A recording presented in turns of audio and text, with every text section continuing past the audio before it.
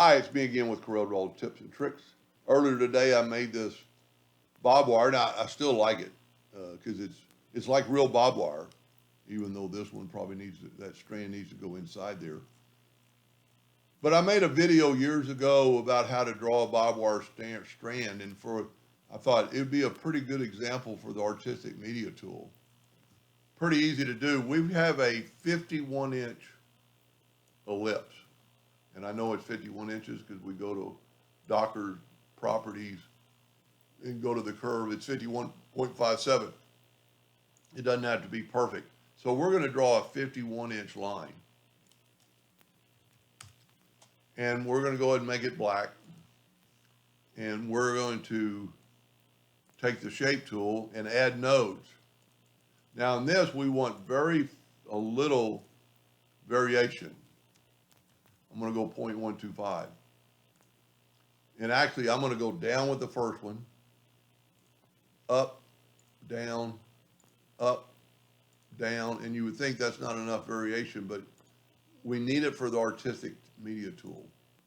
Now, I think I went up on that one, so I want the ends different. I'm going to Control D and make a duplicate, and I'm going to mirror it the opposite way. And that's about what I want. Now we need to make the lines thicker, so we'll grab them all and go to 10 points. Now you say that's not very much. Well, one thing I did not do that I want to do, I'm going to back up here. I should have made them all with curves. So I'm going to back up here. Grab all the nodes and right click and turn them into curves. And then when we do that, I backed up to like 13-inch. So 0.125. Take the node and go down, up, down, up, down, up, down, up, and I'm going to leave that last one. Now, I'm going to Control D and make a duplicate and mirror it. And then I'm going to select both of them and make them a little bit thicker line. We need that closeness for the artistic media tool. So to use artistic media tool, you definitely need to group it together, so Control G. Grab your artistic media tool, go to the brush and hit the save disk sign. And I'm going to call this BB3. Now that's what we just drew, and we're going to apply it to there. Now we need to go down. And that's why we needed this thing to be very little movement or very little variations, because look at the variations we got by using it. Now we can change that. We can change the variation by, let's put in like 1. I don't think that's working. Let me back up here and do it, go forward again, and then put in 1 here. There we go, not as much variation. Now, you could change, some of the variation by taking the shape tool, and we need to ungroup this because this is an artistic media tool. But here's kind of the key. Do not move that ring out of the way. Let's make it 10 inches. And let's nudge that ring down 10 inches twice. Now you can take your shape tool. Well, we're going to still have to ungroup it. We can take our shape tool, we can move. Sometimes you have to do it twice because there's 2 lines, I'm guessing.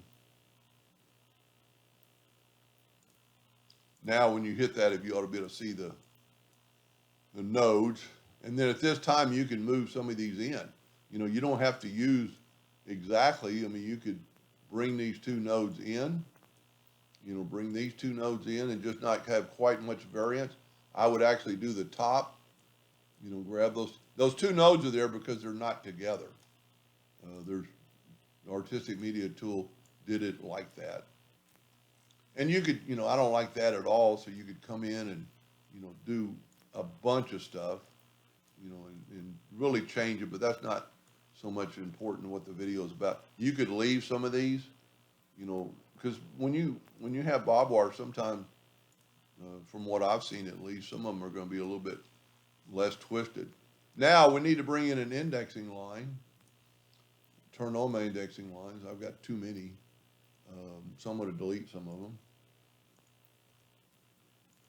So we're going to use this indexing line right here, and we want these two nodes. We want this node, we want to extend it past a little bit. Don't worry about right now about it being a curve. Now we need to grab the, well, we actually need to curve it down so we can get to the other one. And then grab the other one and move it down. And we want it to cross. And don't worry again, but I'm going to go ahead and fix that curve. And then take this one and, bring it down here, and take that one and bring it down here. We want them separated, but we want them pretty close to that indexing line. Now these aren't really curved, so we can, or you want them lapping each other, I guess is the word. And then, fix the, you don't want them coming straight off the item. We actually need to select both these, so we hold down the shift key and we can move both of them outwardly.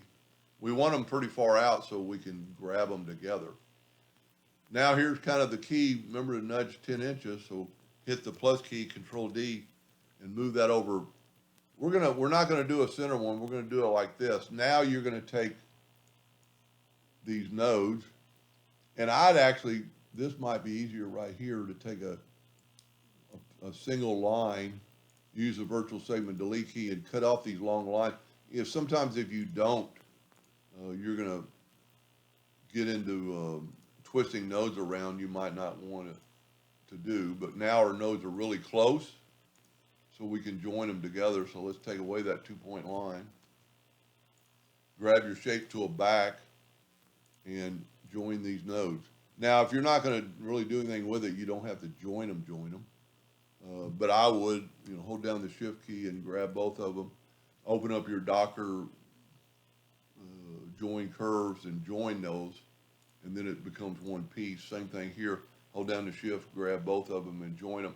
The advantage of that is now you could move one of them around at a time. Now here's the key and why we've nudged. I'm going to borrow one of these barbs. I'm going to make a plus key on the keyboard.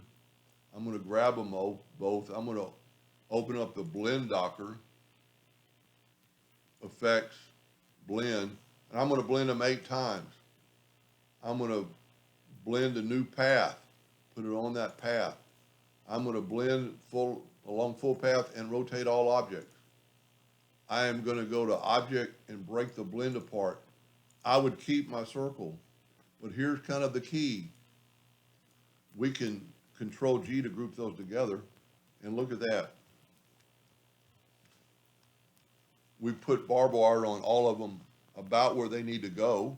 Now we could go to object, group, and ungroup, and we can grab one of the, we're gonna have to ungroup it again. Let's grab everything.